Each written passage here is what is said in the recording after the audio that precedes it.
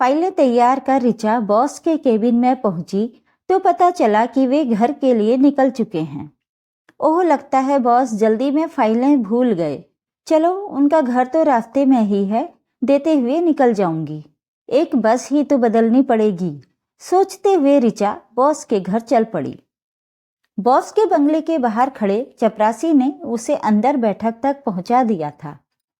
Boss बेटे को पढ़ा रहे थे, उनकी पीठ दरवाजे की ओर थी।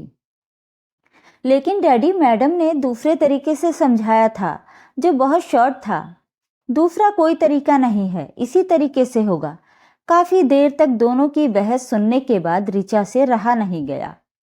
सर, बच्चा ठीक कह रहा है, इसे इस तरह HCF निकालकर करेंगे।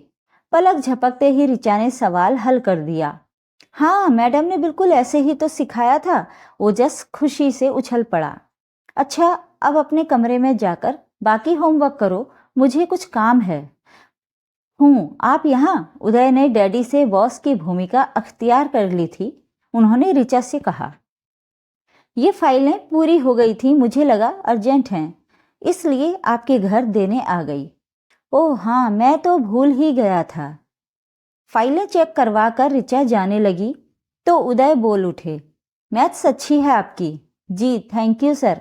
यहाँ से पहले जब मैं स्कूल में पढ़ाती थी तो मैथ्स ही पढ़ाती थी, और विषय भी पढ़ाती थी, पर मैथ्स के लिए बच्चे मुझे आज तक याद करते हैं। अपनी तारीफ से उत्साहित होकर बोलते समय ऋचा ने ये नहीं सोचा था कि खुद की ही तारीफ करना उसे कितनी भारी पड़ेगी। ठीक है, कल से आप ओजस को 1 घंटे मैथ्स पढ़ा दिया करें। ऑफिस के बाद मेरे साथ ही आ जाना, बाद में ड्राइवर आपको घर छोड़ देगा। पर सर, मेरे पास इतना वक्त। ऋचा फंस गई थी। आप जो फीस लेंगी मुझे मंजूर है। दरअसल पढ़ाई छोड़े इतना वक्त हो गया है, फिर वैसे ही ऑफिस के इतने झमेले, उस पर घर आने के बाद भी चैन नहीं। अंदर कदम रखते ही शिकायतों का पुलिंदा। उदय को लगा कि वो आवेश में कुछ ज्यादा ही बोल गया है, इसलिए उसने बीच में ही बात रोक दी। तो कल आप तैयार रहना। ऋचा के पास स्वीकृति में गर्दन हिलाने के अलावा कोई चारा न था। लेकिन अपने कमरे में पहुंचते ही वो अपनी रूममेट स्वाति के सम्मुख बिफर पड़ी। स्वाति ने उसे समझाया कि बॉस से बनाकर चलने में ही समझदारी है, जब तक कि वो उसके साथ कोई गलत हरकत ना करे। मुंह नोच लूंगी अगर उसने ऐसा कुछ किया तो। देर तक ऋचा बड़बड़ाती रही और स्वाति उसे शांत करती रही। घर से दूर इस घर में दोनों ही एक दूसरे का सहारा थीं। 2-4 दिन चले इस क्रम में ही ऋचा के सामने बॉस के घर का खाका काफी स्पष्ट हो गया था। बॉस की पत्नी मालिनी काफी अहंकारी स्वभाव की महिला थी। हर वक्त उनकी त्योरियां चढ़ी रहती थीं। मुस्कुराना तो शायद उन्होंने सीखा ही नहीं था। ऋचा जैसी सुंदर युवती का रोज पति के संग घर आना उन्हें फूटी आंख नहीं सुहा रहा था। बॉस उदय उसे जरा पलायनवादी प्रकृति के लगे। घर बीवी से उदासीन वे खुद को ज्यादा से ज्यादा देर तक ऑफिस की फाइलों में डुबोए रखते थे। हाँ, 10 वर्षीय ओजस न केवल पढ़ाई में अच्छा था, बल्कि अन्य गतिविधियों में भी रुचि रखता था और ऋचा से इस बारे में विचार विमर्श भी करता था। घर के उबाऊ उखड़े वातावरण से दूर वो भी अपनी पढ़ाई, खेलकूद, कंप्यूटर आदि में ही मस्त रहता था। ऋचा की उससे अच्छी बनने लगी थी, लेकिन चौथे दिन ही मालिनी मैडम ने उसे अल्टीमेटम पकड़ा दिया। शाम को ओजस का खेलने का समय होता है, आप दिन में आकर पढ़ा दिया करें। लेकिन दिन में मैं ऑफिस में रहती हूँ। वो मैं उदय से बात कर लूंगी। ऋचा के सम्मुख फिर गर्दन हिलाने के अलावा कोई चारा न था। घर आकर स्वाति के सम्मुख खीज निकालने के अतिरिक्त वो कुछ न कर पाई। दिन भर ऑफिस में होने के कारण उसने दिन में ओजस को पढ़ाने से इनकार कर दिया। एक दिन मैडम का मूड काफी अच्छा था। कल ओजस का जन्मदिन है, आप पढ़ाने के बाद यहीं रुक जाना। पार्टी के बाद ड्राइवर आपको घर छोड़ आएगा। ऋचा का मन हुआ मना कर दे, लेकिन एक तो ओजस का आग्रह और फिर पहली बार मैडम की कृपा दृष्टि, वो इनकार नहीं कर पाई। खूब सारे चॉकलेट्स और गेम्स की सीडी पाकर ओजस खुशी से उछल पड़ा। वो कंप्यूटर पर मस्त हो गया और ऋचा मैडम के पास रसोई में चली गई। वैसे तो घर में ढेरों नौकर थे, लेकिन कुछ विशेष व्यंजन बनाने और बैठक सजाने में ऋचा ने पूरा सहयोग दिया। मालिनी उससे बहुत खुश हो गई। पार्टी में भी उसने मेहमानों के सामने ऋचा की दिल खोल कर तारीफ की। उदय और मालिनी बड़े प्रेम और आदर से मेहमानों का आदर सत्कार कर रहे थे। उन्हें देखकर कोई सोच भी नहीं सकता था कि इतना आदर्श नजर आने वाला ये जोड़ा वास्तव में एक दूसरे से बात करना भी पसंद नहीं करता। उस रात देर रात तक ऋचा स्वाति को पार्टी की ही सारी बातें बताती रही। दोनों दिल के बुरे नहीं हैं, फिर पता नहीं क्यों एक दूसरे से इतना खिंचे खिंचे रहते हैं। जब हमारी शादी होगी तब सब समझ में आ जाएगा। अभी सो जा और मुझे भी सोने दे। स्वाति करवट बदल कर लेट गई तो ऋचा भी सोने का प्रयास करने लगी। उस दिन से ऋचा के संबंध मैडम से मधुर हो गए थे। अब वो पढ़ाने के बाद कभी कभी उसे चाय के लिए रोक लेती थीं। बातों बातों में ही ऋचा को पता चला कि मालिनी मैडम काफी अमीर और प्रतिष्ठित घराने की थीं, जबकि बॉस एक साधारण मध्यम वर्गीय परिवार से ताल्लुक रखते थे। शायद बॉस की अच्छी नौकरी के कारण ही ये रिश्ता तय हुआ होगा, ऋचा ने कयास लगाया।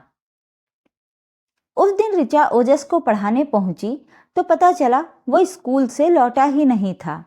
वार्षिकोत्सव की तैयारी के कारण स्कूल की छुट्टी देरी से होने वाली थी। ऋचा लौटने लगी तो मालिनी ने उसे रोक लिया। अब आई हो तो कुछ देर मेरे पास बैठ जाओ, वैसे भी आज मेरी तबीयत ठीक नहीं है। ऋचा ने मालिनी की नब्ज छुई तो उन्हें बहुत तेज बुखार था। चाय के संग टैबलेट देकर लौटने लगी तो मालिनी ने उसका हाथ थाम लिया। कुछ देर और बैठो, तुमसे बातें करने का मन कर रहा है। आत्मीयता में मालिनी तुम पर आ गई थी।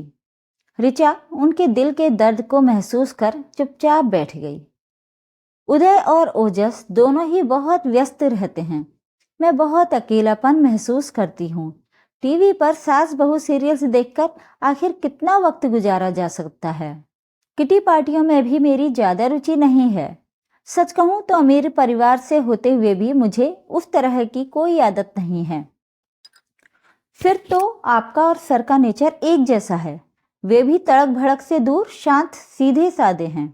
ऋचा ने अपना मत रखा। काफी जान गई हो अपने सर के स्वभाव के बारे में। अच्छा, तुमने कभी किसी से प्यार किया है? ये कैसा सवाल है? नहीं तो? ऋचा की जुबान लड़खड़ा गई। अच्छा, पहले प्यार के बारे में तुम्हारा क्या ख्याल है? ऋचा उठ खड़ी हुई। आपको शायद गलत फहमी हो गई है। तुम गलत समझ रही हो, बैठो। मैं ये जानना चाह रही थी कि क्या इंसान कभी अपने पहले प्यार को भुला नहीं पाता? क्या उदय उस टीचर को कभी भुला पाएंगे? कौन टीचर? ऋचा को बात कुछ समझ आने लगी थी। तो उदय से दूरी बरतने के पीछे मैडम के मन का ये पूर्वाग्रह था। उदय एक साधारण परिवार की लड़की जो एक टीचर थी उसको पसंद करते थे, लेकिन जब मेरा रिश्ता गया तो उनके माता पिता ने बात पक्की कर दी। उदय जानते थे कि उस टीचर से शादी के लिए अपने माता पिता को कभी नहीं मना पाएंगे, इसलिए बुझे मन से मान गए। आप ये सब कैसे जानती हैं? खुद उदय ने बताया था जब हम पहली बार अकेले में मिले थे। तो आपने शादी करने से मना क्यों नहीं कर दिया? इसका जवाब मुश्किल है। एक तो शायद ये कि पहली नजर में उदय जैसा सुदर्शन, सुसंस्कृत, शिक्षित, उच्च नौकरी वाला युवक मुझे भा गया था। दूसरे, मुझे लगा उदय उस लड़की के तो कभी होंगे नहीं, तो फिर किसी और के होने की बजाय मेरे ही क्यों ना हो जाएं। मुझे अपने रूप और पैसे का भी घमंड था। मुझे लगा वे शादी के बाद उसे भूलकर मेरे दीवाने हो जाएंगे। फिर ऋचा को इस प्रेम कहानी में रस आने लगा था। उदय ने मुझे सम्मान दिया, कभी तिरस्कृत नहीं किया, लेकिन वो प्यार, वो दीवानगी जिसकी मुझे अपेक्षा थी, मुझे कभी हासिल नहीं हुआ। अपना दंभ खोखला साबित होने पर मैं चोट खाई नागिन की भांति बिफर उठी। बात बात पर उन्हें प्रताड़ित करने लगी। अपने पैसे का रौब दिखाकर उन पर हावी होने का प्रयास करने लगी। फलस्वरूप उदय मुझसे कटने लगे। मैं आज भी उनकी पत्नी मात्र हूँ, प्रेयसी नहीं। क्या उदय सचमुच अपने पहले प्यार को जिंदगी भर नहीं भुला पाएंगे? पूरी कहानी सुन लेने के बाद ऋचा का आत्मविश्वास लौट आया था। वो खुद को काफी महत्वपूर्ण समझने लगी। मैं इस अनुभव से गुजरी तो नहीं हूं मैडम। प्लीज ऋचा, मुझे मैडम मत कहो। छोटी बहन मानकर तुमसे अपना दर्द बयान किया है। दीदी, मेरी जानकारी तो ये कहती है कि पहला प्यार विपरीत लिंग के प्रति शारीरिक आकर्षण मात्र होता है, जो समझ आने पर अपने आप समाप्त हो जाता है। मुझे नहीं लगता कि सर के दिल में उस टीचर के लिए छुटमुट यादों के अलावा अब कुछ बचा होगा। सच कह रही हो। आशा की एक किरण मालिनी की आंखों में कौंध उठी। हाँ दीदी, बिल्कुल सच। तुमने मेरे दिल को आज बहुत तसल्ली दी है। मालिनी ने भावावेश में ऋचा का हाथ कसकर थाम लिया तो वो अनमनी सी हो उठी। मैं अब चलती हूँ, देर बहुत हो गई है। ऋचा की व्याकुलता स्वाति से छुप नहीं सकी। ऋचा ने सब उगल दिया। मैं नहीं जानती स्वाति, दीदी को तसल्ली देकर मैंने अच्छा काम किया या बुरा। मैं बस इतना जानती हूँ कि मुझसे उनकी पीड़ा नहीं देखी गई। मैं दिल से चाहती हूँ कि उन दोनों का मिलन हो जाए, पर कैसे? इतने नाजुक रिश्ते के बीच मैं औघड़ करूं भी तो क्या? ऋचा की चिंता का कोई समाधान न था। ओजस का कोर्स समाप्त हो चुका था, इसलिए ऋचा ने वहां जाना बंद कर दिया था। परीक्षा समाप्त होते ही ओजस मम्मी के संग ननिहाल चला गया। ऋचा ने भी अपने आप को ऑफिस के कामों में डुबो दिया था। उस दिन ऑफिस से निकलते निकलते बहुत अंधेरा घिर आया। उदय ने ऋचा को घर छोड़ देने का प्रस्ताव रखा, क्योंकि आखिरी बस भी निकल चुकी थी। ऋचा को मानना पड़ा। दोनों के बीच चुप्पी पसरी रही। आखिर उदय ने ही मौन तोड़ा। ओजस और मालिनी के फोन आते रहते हैं। दोनों तुम्हें बहुत याद करते हैं। जादू सा कर दिया है तुमने उन पर। ओजस का रिजल्ट बहुत बढ़िया रहा, इसका श्रेय भी तुम्हें ही जाता है। ओजस को स्कूल खुलने से पहले यदि एक बार मैथ्स का कोर्स करवा दिया जाए तो उसका रिजल्ट और भी अच्छा रहेगा। अच्छा, फिर तो उन्हें बुला ही लेते हैं। वैसे भी इस बार मालिनी ने बहुत दिन लगा दिए हैं। हमेशा तो जल्दी लौट आती थी। कुछ ख्याल ही नहीं मेरा। आपको है? गुस्से में जाने कैसे ऋचा के मुंह से निकल गया। क्या कहा तुमने? मैं मालिनी का ख्याल नहीं रखता? सॉरी सर, गलती से। मालिनी ने तुम्हें मेरे बारे में क्या बताया है? पिछले कुछ समय से मैं उसमें आश्चर्यजनक बदलाव देख रहा हूं। उसका अभिमान, दर्प सब कहीं खो सा गया है। एक टूटन सी महसूस कर रहा हूं मैं उसके अंदर। ना कोई उलाहना, ना कोई अवहेलना, बस किसी सोच में गुम। तुम्हारे संग इधर वो काफी वक्त बिताने लगी थी। मुझे बताओ ऋचा, कोई परेशानी है उसे? मैं उसे उदास परेशान नहीं देख सकता। बहुत प्यार करता हूं मैं उससे। उदय भावुक हो गया। तो फिर वो टीचर? ऋचा से रहा नहीं गया। कौन? शायद तुम मोना की बात कर रही हो। मालिनी ने बताया होगा। उसे तो मैं कब का भुला बैठा। एक दिन स्टेशन पर ही देखा था उससे। मोटियाई सी बच्चे को लटकाए कर्कश आवाज में 5 रुपए के लिए कुली से झगड़ रही थी। वो भी क्या उम्र होती है ना। नई नई जवानी, नई नई खुमारी। हर सुंदर लड़की प्रेमिका नजर आने लगती है। मौसमी बुखार। थोड़े समय बाद सब उतर जाता है। आश्चर्य है मालिनी अभी तक उस लड़की के बारे में सोचती है। चलो, ओजस की पढ़ाई के बहाने उन्हें बुला लेता हूं। ये ठीक सुझाया तुमने। बस यहीं रोक दीजिए, मैं चली जाऊंगी। कमरे में पहुंचते ही ऋचा स्वाति के सम्मुख फट पड़ी। अजीब बौड़म लल्लू आदमी से पाला पड़ा है। कौन? स्वाति चकित थी। अरे वही मेरा बॉस, बीवी को बुलाने के लिए बहाने ढूंढ रहा है। सीधे से फोन करके नहीं कह सकता? मालिनी डार्लिंग, मैं तुम्हें बहुत प्यार करता हूँ। तुम्हें बहुत मिस कर रहा हूँ। तुम्हें लेने आ रहा हूँ।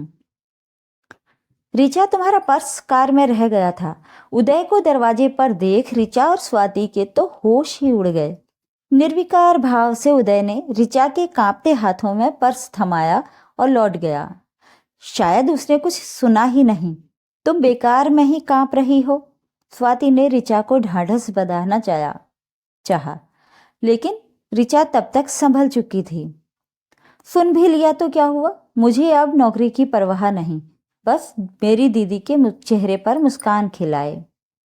अगले दिन ऋचा धड़कते दिल से ऑफिस में प्रविष्ट हुई और सीधे सीट पर जाकर बैठ गई।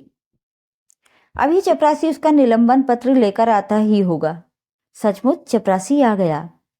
साहब ने आपके नाम ये पत्र छोड़ा है। छोड़ा है मतलब? आपको नहीं मालूम? वे अपनी फैमिली को लेने गए हैं।